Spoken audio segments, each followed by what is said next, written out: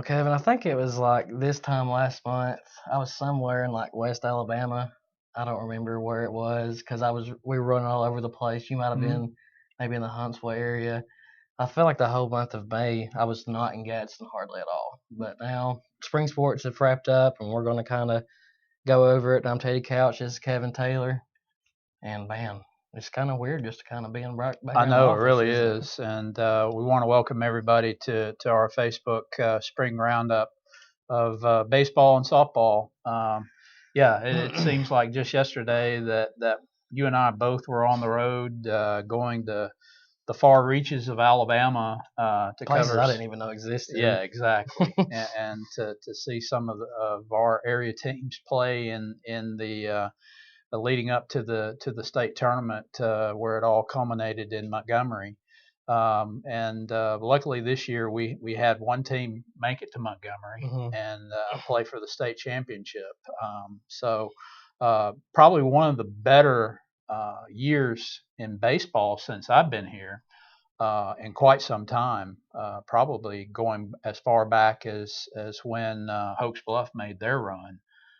There winning umpteen seems like umpteen state championships, and then of course I want to say back when Southside won their state championship, Hmm. right? Yeah, I would say baseball in terms of all sports, major sports across in the county.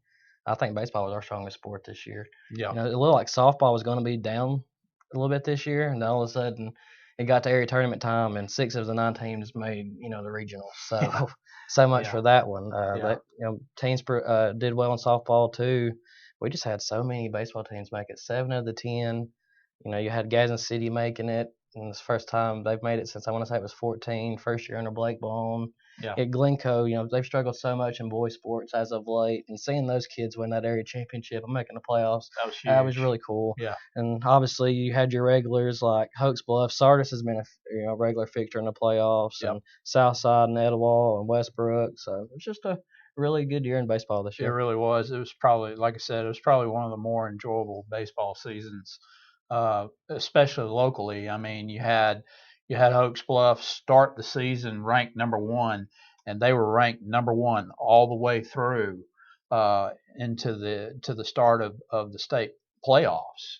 And so, That's I tough to mean, do. yeah, Go wire to wire number one. I know coaches and I don't know how much players look into it or not, but whether they look at that, how much they do or not, from the first week number one all the way to the last week number one, you are the hunted. Last year, Hoaxfluff made the run to the 4A state finals. They kind of snuck up on folks. I mean, they were really yeah, good, but I don't know if anybody penciled them in for this, to make it to Montgomery. And this year, they weren't sneaking up on anyone, and they still right, finished the season, I think, 26-5.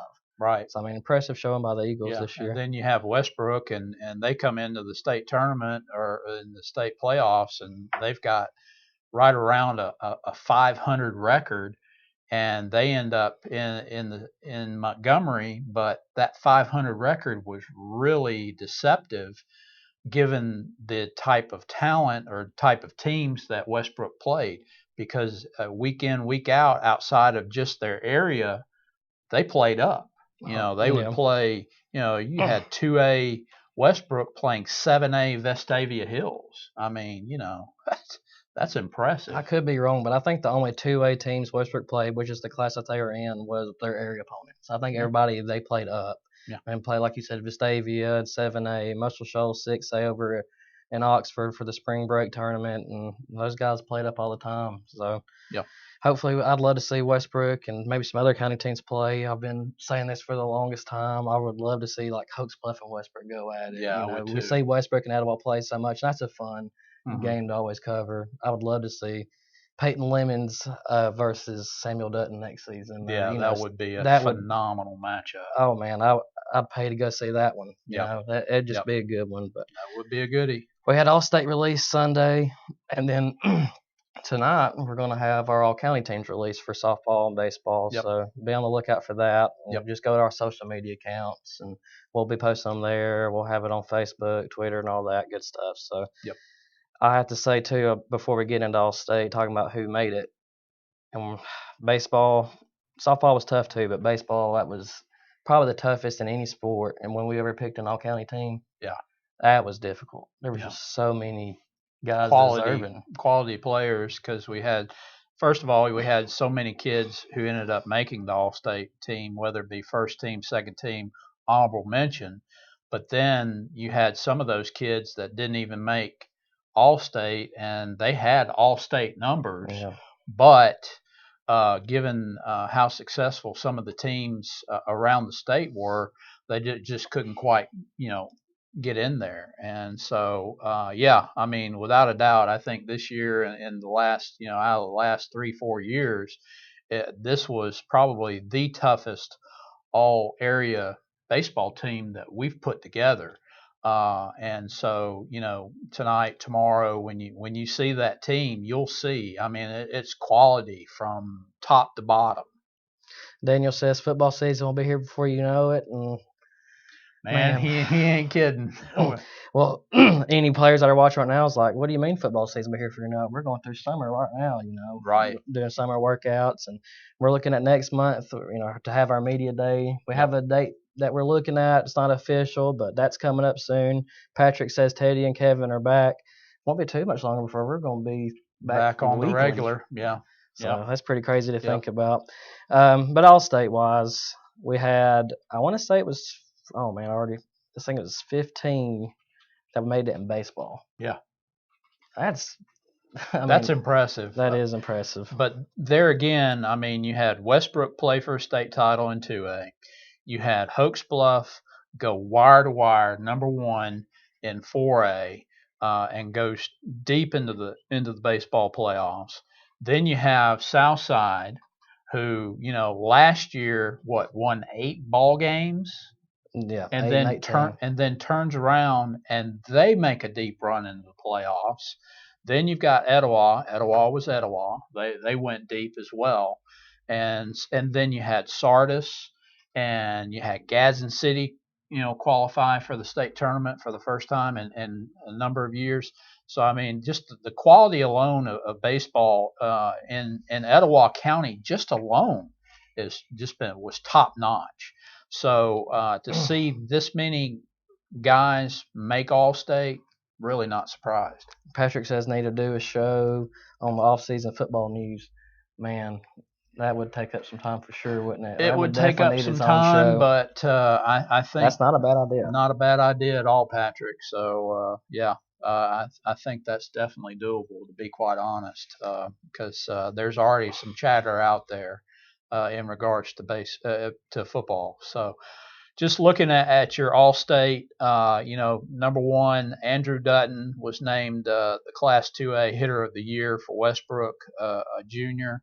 He ended up, as a pitcher, 7-1 with a 3.35 ERA, and struck out 73 and only walked 16. And so I mean, but then his hitting alone, I mean, it was phenomenal. I want to say he hit well over 400. Yeah, hit 7 home runs, 51 RBI. 2A Hitter of the Year for a reason, for sure. And he's probably one of those that you could say he was a complete player. It wasn't just his pitching, it wasn't just his hitting. He was a complete player. Pretty sound in the infield. So he was definitely, in terms of his hitting, though, he was definitely worthy of being named the 2A hitter of the year. First team pitcher, his brother Samuel Dutton, as a sophomore, went 8-3 with a .88 ERA, 8 earned runs, and ended up striking out 110, allowed 23 walks. Yeah, I mean, those numbers speak for themselves. They really There's do. a reason why, as a sophomore, he's already committed to LSU. Yeah. I mean, Sammy's legit. He's so much fun to watch. He's a heck of a pitcher. And that's 2 of the 3 first teamers Westbrook has. They also had Joseph Gilchrist at outfield. And interesting thing about him, and he was in the 9-hole the year before. And then they moved him to lead off this year, and man, it paid off. I want to say like 581 on base percentage, and scored like 61 runs or something along those lines, Yeah. and just crazy numbers. He was clutch during the playoff run too, because I mean there was a number of times if he wasn't walked in the leadoff, he was getting at least a single or even a double for that matter to lead off for Westbrook. So I mean, moving him up to that leadoff spot was huge for them. And then staying with Westbrook, honorable mention Grayson Robinson at catcher. Uh, there was a ton of talent out there in the state as far as catcher was concerned, but Grayson, another one that I remember during the run for Westbrook, really was clutch for them, and so he joins.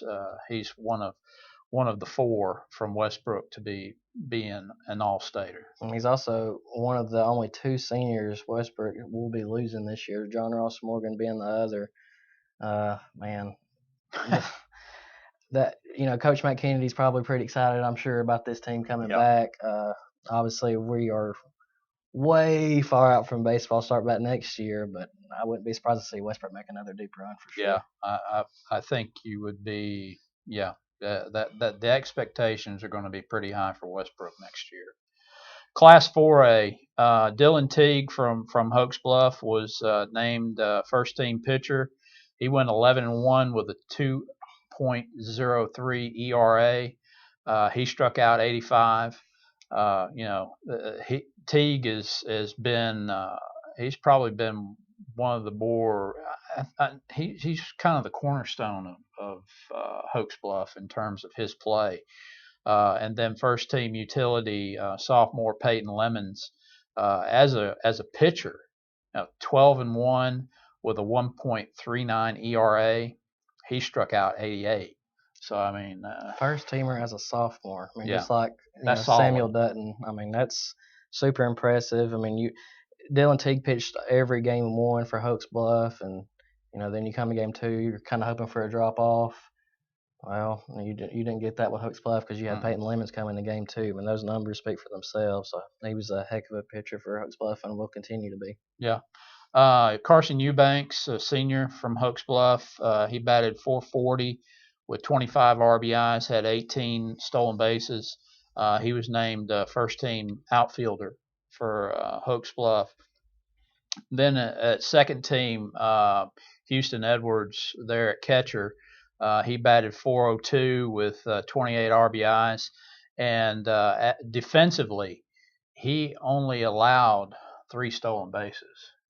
Hoax Bluff's losing some top tier guys. I mean, you look at Carson and Dylan Teague and Houston Edwards; those are three, like you said, cornerstone guys of their success as of late on the baseball diamond. So it's going to be interesting to see how they replace those guys. But they got guys like Lemons coming back, so I mean they're going to be all right. Well, and Hoax Bluff has pretty well been synonymous for having their youth program and bringing those kids up. Mm-hmm. So I'll be interested to see what what Coach Rob brings up next year.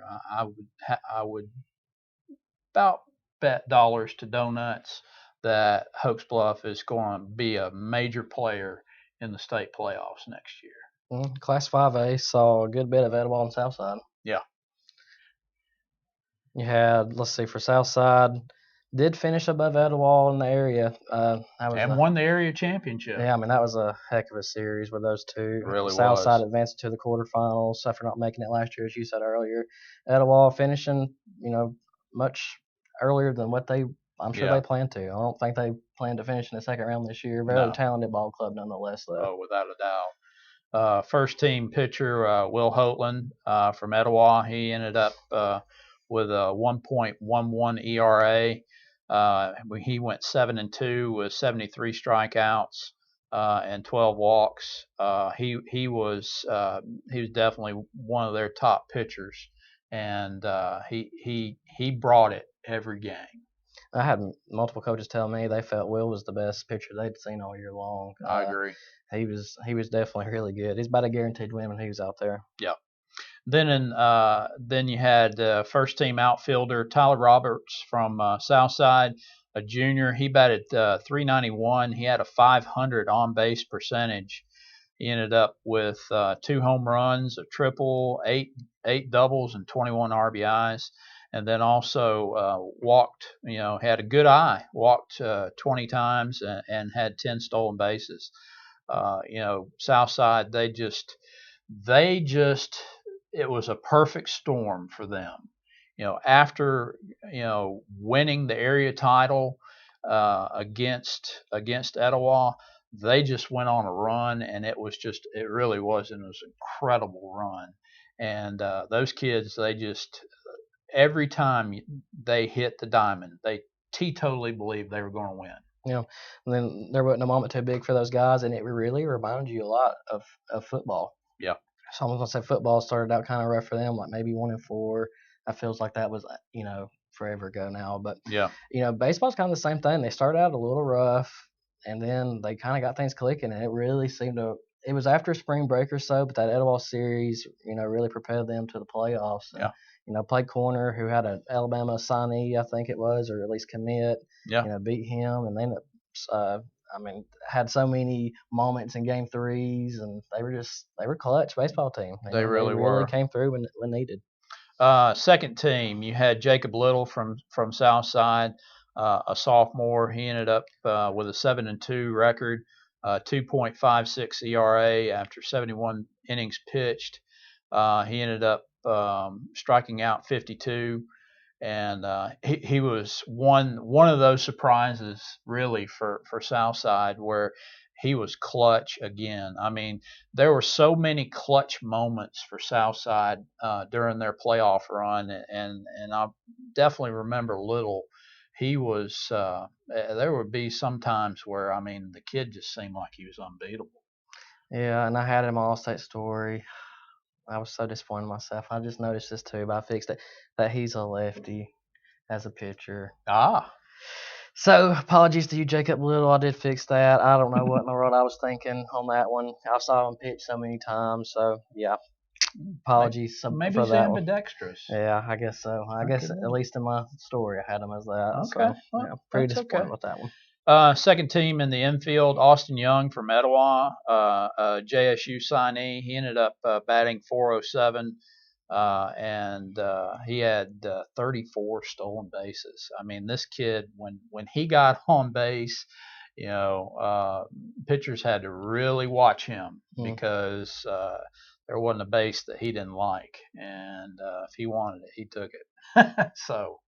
And then you got Jaron Wright from All-State linebacker a year ago to now All-State outfielder. I mean, right. What does the guy not do? I don't think he had like 38 stolen bases, if I'm not mistaken, for him. Yeah, 38 stolen bases. He batted 435 with 32 RBI for Etowah. Just solid guys. And there's no, I mean, when you've got guys like this, you should go pretty deep into the playoffs, and that's what Etowah, Southside, Hoax Bluff, Westbrook. I mean, that's what they did. Then you had an honorable mention, designated hitter Brendan Stokes from Southside. He batted 405. He had a 466 on base percentage, and he ended up with 9 doubles, 3 triples, and a home run and 20 RBI. And then also he had 20 stolen bases himself. So, there again, it's just top to bottom, in terms of these guys. I mean, it's just some of these guys probably didn't need to be honorable mention, but when you're talking about some of the top baseball talent here in the state, I mean, 5A really was very, very competitive. So for us to see this many guys just from our area make it to All-State is something else. Then you move over to softball. We had 5 All-State there. In 5A, first team DH she caught for Southside was Kaylee Brown. She hit 423 with a 522 on base percentage, 55 hits, 12 doubles, 2 home runs, 44 RBI. I mean, she was definitely their muscle in that lineup. Yeah, absolutely. Then you had second team infielder in 5A. You had Haley Hill from Sardis. She ended up batting 525. She had 63 hits, 15 RBI. She walked a good bit, had 22 walks, and then also she had quite a few stolen bases with 29. She was a big key for Sardis. You know, they won the county this year. That was the first time in 6 years, I want to say, Sardis won the county tournament. And they go on and make a run to state. And, you know, they dropped their first two there, but you know, making Yeah, the state tournament, it's a big deal. absolutely. So, you know, hats off Yeah, to Sardis for that. absolutely. And then a 2A, Jaylee Kirby made it on the second team as a DH. She pitched a lot for West End and played a lot in the, you know, in the field for them as well. She kind of did it all. I mean, she hit the ball well for them. She, you know, pitched well. So she was second team. And then in 1A, we had two honorable mentions from Coosa Christian. Honorable mention infielder was Caroline Garmany. And then honorable mention DH was Sydney Currington. She primarily played catcher. I want to say their coach told me that they started the season out with a few losses, and then they ended up finishing the season like winning 9 of their last 11. You know, finished Wow. second in the area to make, you know, the regionals, and so it was a That's big strong. turnaround for Yeah, Coosa. absolutely.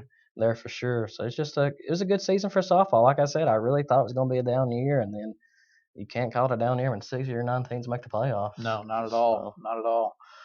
So obviously we see Westbrook. Hopefully we'll see them back in Montgomery again next year. Who do you see in terms of baseball making another deep run next year?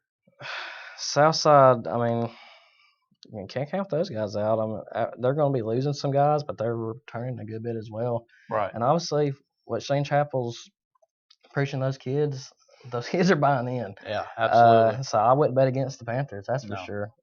Etowah's losing a good bit. I think they had like double-digit seniors, if I'm not mistaken. Yeah. But Etowah baseball, you can always count on them being in the postseason. Yeah. And how deep they can go, I guess that's going to be tough. But I think Westbrook's your best bet as of right now, obviously in the way too early prediction, I guess, if that's what we want to call it. Yeah. But Westbrook's the best bet right now. Okay. And then in terms of softball, who do you see going pretty deep? I'll say a team to watch here in the next few years, in my opinion, is Glencoe. Because, I mean, I want to say they got 7th and 8th graders and putting up some numbers. I'm playing a lot of time for them. Yeah. You got freshmen and sophomore. Glencoe is going to be a really young team to watch here in the next few years, in my opinion. Southside's a regular. I would kind of watch out for Southside too. They're kind of getting things back rolling. They were hot there for a little bit, kind of cooled off there towards the end of the season. But I would, you know, watch out for Southside too, and can't count Sardis out. Nope. I mean, I think they're only losing 2 seniors. Yeah. So, you know, Sardis will probably be right there back in the mix. Well, and I think you probably have to look at Sardis even on the baseball side too. Absolutely. Yeah. So, again, just to wrap it up, it was a tremendous spring season.